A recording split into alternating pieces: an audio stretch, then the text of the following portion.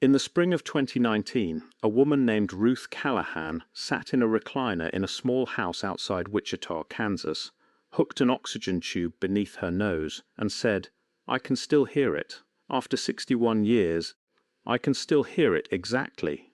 She was 89 years old. She had congestive heart failure, and by her own estimate, less than a year left. She had nothing left to protect. What she said next has never been officially acknowledged. The recording came to me through a woman named Carol Whitfield, a hospice volunteer who had been sitting with elderly patients across rural Kansas for 11 years, listening to the things people say when they know the end is close. Carol wasn't looking for a story. She was, by her own description, someone who believed that dying people deserve to be heard, even when what they're saying sounds impossible. She met Ruth Callahan in March of 2019 through a hospice referral, and within 3 visits, Ruth began talking about something she called the program. Carol turned on her phone's voice recorder on the 4th visit, with Ruth's permission, and Ruth talked for 2 hours and 40 minutes without stopping. I have listened to that recording more times than I can count. Not all of it is clear. Ruth's voice fades in places, and at one point she stops entirely for nearly 3 minutes, and all you can hear is her oxygen machine cycling. Whether that silence was exhaustion or something else, I can't say for certain. But enough of it is clear. Enough of it is very hard to dismiss. Let me tell you what Ruth Callahan describes. Not vaguely, not in the language of someone protecting herself. Ruth gives specifics. She gives a year. She gives a building. She gives a room number. She was 22 years old in 1958, a newly licensed psychiatric nurse working at a state hospital outside Topeka, Kansas. She describes the facility as unremarkable from the outside, brick, 3 stories, the kind of building that could have been a school or a courthouse. She had been hired 6 months earlier and was assigned, without much explanation, to a wing on the 2nd floor that the other nurses referred to only as the East Ward. Access required a separate key, one that hung on a chain no other department carried. Staff turnover there was constant. She was told this was normal. New programs always have adjustment periods, her supervisor said. That's what she remembers being told. Adjustment periods. On her 3rd week in the East Ward, Ruth was introduced to a man she identifies only as the doctor. Not by title, not by department. Just the doctor. She never learned his last name. He wore a white coat that she remembers as unusually clean, always, no matter the hour, as though he had a fresh one delivered every morning. He spoke softly. She says, the way you'd talk to a spooked animal, and he had a habit of never quite finishing his sentences when a junior nurse was in the room, as if the second half were reserved for someone with more clearance. And here is where Ruth's account stops resembling anything in an ordinary hospital record and starts resembling something else.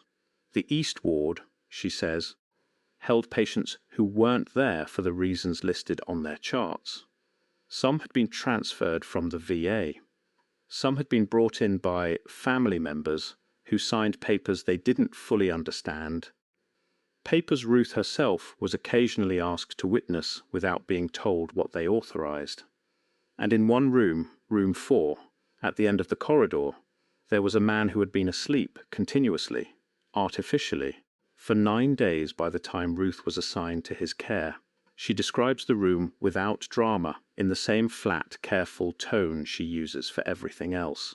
Small, a single bed with restraints folded neatly at the corners, unused unless a chart note specified otherwise. A speaker mounted in the ceiling, wired into the wall, the kind of thing you'd see in a school intercom system, except there was no corresponding speaker anywhere else on the ward. The patient, a man in his 30s whose name she was never given, was kept under continuous sedation, waking only in brief windows to be given liquid nutrition, medication, and then put back under. And the speaker never stopped. That's the detail Ruth returns to more than any other. Not the drugs, not the restraints, not even the patient's face. The speaker, it played a recording, she says. A man's voice, calm, almost gentle, repeating the same phrases on a loop that ran, as far as she could tell, 23 hours a day.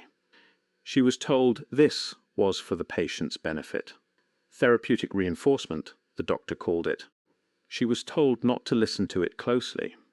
She was told more than once that it wasn't her business to understand the treatment, only to administer the medications on schedule and record the vitals in a ledger that was collected each evening by someone who was not her supervisor and whose name she never learned either. She listened anyway. She was young, she says, and curious, and alone in that room for long stretches with nothing else to do but listen. And the human mind, left alone with a repeating sound, cannot help but eventually learn its shape. The recording said three things, in rotation, over and over. You are safe here. You have always been safe here. You do not need to remember what came before. Ruth recites this from memory 61 years later, without hesitation, in the exact rhythm of the recording itself. You are safe here. You have always been safe here. You do not need to remember what came before. She says she can still hear the cadence of it if she closes her eyes. The way the second sentence always came in slightly softer than the first, as though the volume itself had been engineered to lull rather than instruct. The way the third sentence had the faintest pause before the word remember, like the man recording it had hesitated, just once, before choosing that word, and then committed to it anyway. She cared for this patient for 19 days. 19 days, she says, and I want you to sit with that number, because it is close enough to Walter Hayes's 22 days at Roswell that I have to wonder, not with certainty, but with real unease, whether some administrative logic connects them.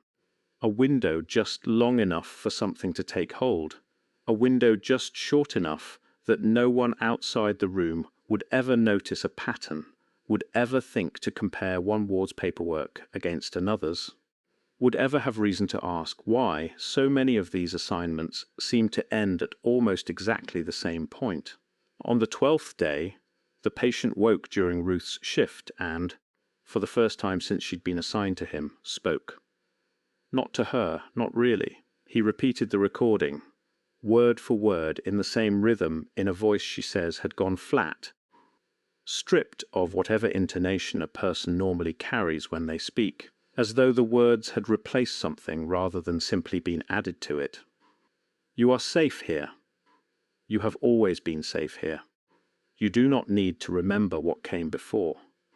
Then he looked at her, she says, and asked her a question that had nothing to do with anything the recording said. He asked her what year it was. She told him. He didn't react. He asked her again 3 minutes later, as though the answer hadn't registered, or as though it had registered and been quietly erased in the space between hearing it and holding on to it. She wrote this down in her nursing notes that night. In the plain clinical language nurses are trained to use, and the following morning her supervisor asked to see the page, read it without comment, and returned the notebook to her with the page removed. She never saw it again. She learned, after that, to keep her own private notes at home in a spiral notebook she still had, she told Carol, in a drawer in her bedroom 61 years later. This is where the official explanation, such as it exists at all, falls apart completely. Because state hospital records for that facility from 1958, the ones that have survived at all, list no patient matching this man's description assigned to any room on the second floor during that period.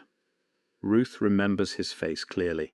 She remembers a small scar above his left eyebrow, shaped, she says, almost like a comma. She does not remember, and was never given, his name. Here's where the pattern widens, and where it starts to feel less like one woman's memory and more like something systemic. Ruth wasn't the only nurse rotated through the East Ward, and over her 4 years at that hospital, Before she requested and received a transfer in 1962, she became aware, slowly, carefully, of other rooms doing the same thing. Not identical. The recordings varied. Some patients heard music instead of voices, low and repetitive, the same 8 or 9 bars over and over until the melody itself seemed to lose its shape. One, she was told second-hand by another nurse who has since passed, heard nothing but static, deliberately for reasons no one explained, the static itself apparently the point rather than an equipment failure. But the structure repeated, continuous sedation, a recorded loop. A doctor who never gave his full name and who, she says, seemed to answer to no supervisor she ever identified, who came and went on a schedule that matched no shift rotation on the ward. She asked about him once, directly to the hospital administrator, a man named Dr. Voss, who ran the general psychiatric wing, and who she assumed, wrongly it turned out, had some authority over the East Ward as well. She was told that the East Ward operated under a federal research grant, and that questions about its funding or oversight were not something nursing staff needed to concern themselves with. She was told this, she says, in a tone that made clear it was not really an answer. It was a door closing, gently, the way doors close when the person closing them wants you to believe the closing was your idea. On the 19th day, Ruth arrived for her shift, and room 4 was empty, not vacated in the ordinary sense, with paperwork and a transfer order and a discharge summary waiting in the chart rack. Empty. The bed was stripped down to the mattress. The speaker had been removed from the ceiling entirely, leaving a small unpatched hole in the plaster that she remembers noticing because it seemed, in its smallness, so at odds with everything else about that room, as though whoever removed it had done the job quickly and without much concern for how it looked afterward. She asked where the patient had gone. She was told he'd been transferred to a facility in another state. She was never told which one. She never saw him again.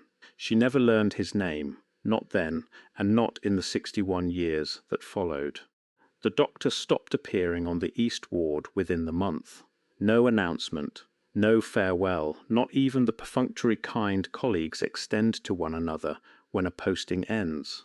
He was simply absent one shift, and then absent every shift after that, and eventually the nurses stopped asking, the way you stop asking about a hallway that used to lead somewhere, and now, for reasons no one explains, just ends in a freshly painted wall. Ruth requested her transfer in the spring of 1962. She spent the rest of her career in general medical nursing in Wichita, then in Salina, then back in Wichita, where she raised 2 children, buried a husband in 1988, and by all outward measures lived an ordinary life, the kind of life that fills an obituary with more silence than sentences.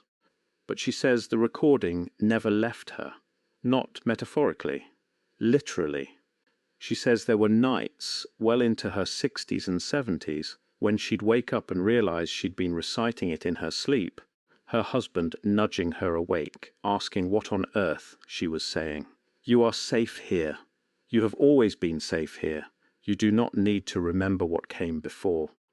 I keep asking myself the question Ruth clearly asked herself for 6 decades. Why did it work its way so deep into her, a woman who was never the patient, never sedated, never strapped to a bed, never subjected to whatever that recording was actually designed to do to the person it was made for? And the answer she offers, near the end of the tape, in a voice that had gone very quiet by that point, is the one that unsettles me most, because it isn't dramatic, it's practical, it's almost administrative in its own quiet way. I think, she says, I think some of it was for us too, the nurses.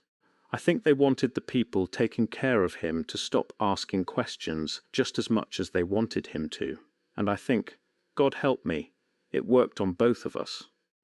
The deeper you go into the surviving fragments of this program, and there are fragments, congressional testimony from 1977 confirmed that a research effort of exactly this shape existed, funded quietly through a network of grants that obscured their true purpose, spread across dozens of hospitals whose full list has never been publicly released, and whose surviving records, where they exist at all, are so heavily redacted that entire wards effectively vanish from the historical account the more this pattern repeats.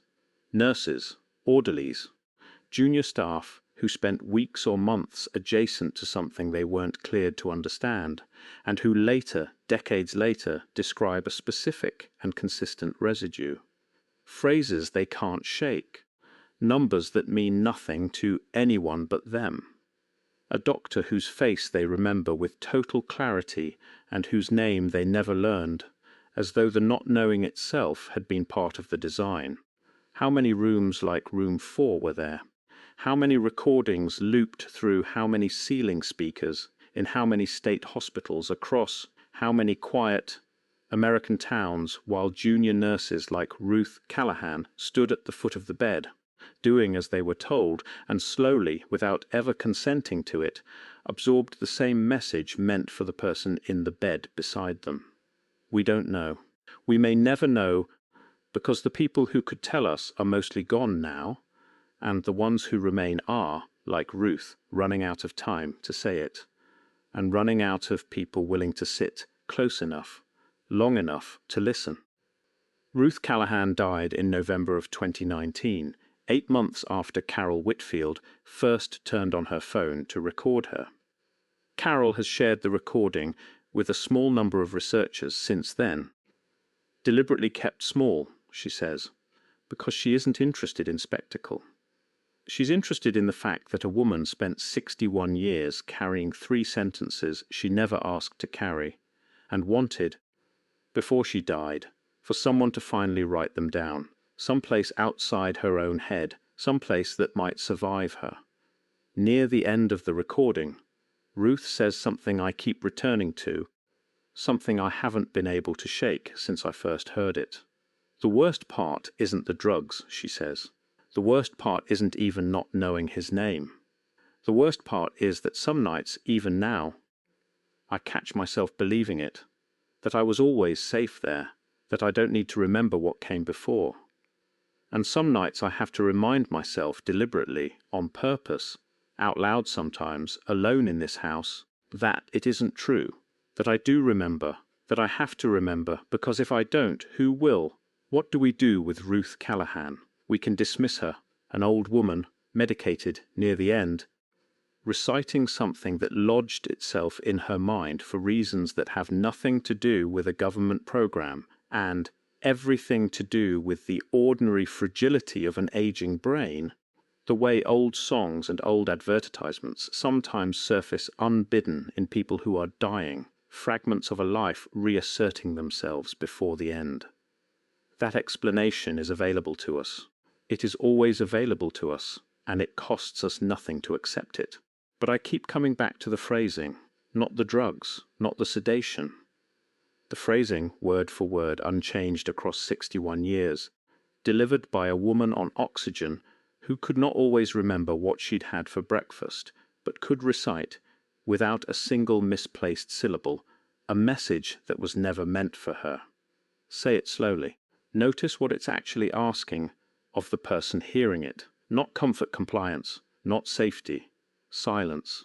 Every phrase does double duty. It reassures on the surface and instructs underneath, and the instruction is always the same. Stop looking backward. What else was in that recording that she never told Carol Whitfield, or told her and Carol chose, out of some private grief, not to share with anyone else? What happened to the man in room 4 and the dozens of rooms like it we will likely never identify, scattered across a landscape of quiet brick buildings that still stand today, repurposed now, some of them, into apartments and offices, their second floors indistinguishable from any other floor to anyone who doesn't know what to look for? And what does it mean that 6 decades later, a woman who was never the intended subject of that program still had to remind herself, out loud, at the very end of her life, that she was allowed to remember? We don't know how many Ruth Callahans there are. We know there was at least one, and that she spent 61 years holding on to 3 sentences no one ever asked her to keep. Because somebody, somewhere, decided that forgetting was safer than remembering, and never once asked her whether she agreed. She agreed to nothing. She simply listened, because listening was the job, and the job never told her what it would cost her to do it well. There is one more detail from the tape I haven't told you yet, one that Carol Whitfield almost didn't share at all, because she wasn't sure, even after everything, that it belonged in the story, rather than in Ruth's private grief. Near the very end of the recording, after the long silence, where only the oxygen machine can be heard, Ruth says something unprompted, something Carol hadn't asked about and didn't expect. She says that in 1974, 16 years after Room 4, she was working a shift at a different hospital entirely, a general medical floor in Wichita with no connection she could ever trace back to the East Ward, when a new patient was wheeled in for a minor procedure. An older man by then, silver-haired, unremarkable, and when he woke from the anesthesia, groggy, disoriented the way anyone is, in that first blurred minute, he looked at the ceiling of his hospital room and said, "Without any prompting at all, you are safe here." Ruth says she stood absolutely still. She says she asked him to repeat what he'd said, and he looked at her with no recognition at all, confused by the question, and said he didn't know what she meant, that he hadn't said anything. She never found out if it was him. She never found out if it was possible that it was him. She had no name, no scar to check for beneath the stranger's greying eyebrow, no chart that would have told her anything, even if she'd had the authority to look. She simply stood there, she says, in a hospital room 16 years and 80 miles removed from Room 4, listening to an old man deny having said 4 words that only one other person on earth, as far as she knew, had ever heard delivered in exactly that rhythm. She finished her shift. She went home. She never told anyone, not her husband, not her children, not another nurse, until Carol Whitfield sat across from her in the spring of 2019, with a phone quietly recording on the table between them. I don't know what to do with that detail either. I want to tell you it proves something, and I can't, because a coincidence is still a coincidence, even when it arrives wearing the exact shape of your worst memory. But Ruth herself on the tape offers her own answer to the question, the only answer she ever settled on across 61 years of turning it over. It doesn't matter if it was him, she says. It matters that somewhere, some version of those words is still moving through the world, in some other stranger's mouth, in some other unguarded moment, and nobody who hears it will have any idea what they're carrying. That is, in the end, the thing I find hardest to set down. Not the redacted files, not the missing room, not even the doctor whose name no one ever learned. It's the possibility that a message engineered in 1958 to make one man forget his own history didn't stay contained in that room at all, that it moved, the way any sentence moves once it's been spoken aloud enough times, passed from a recording to a patient, to a nurse, to her dreams, to perhaps an old man half a lifetime later waking from anesthesia with 4 words on his lips that were never his to say. If that's true, then the program didn't end when the speaker was pulled out of the ceiling and the hole was left unpatched in the plaster. It just went quiet, and it is still, somewhere, waiting for the next person to wake up and say it.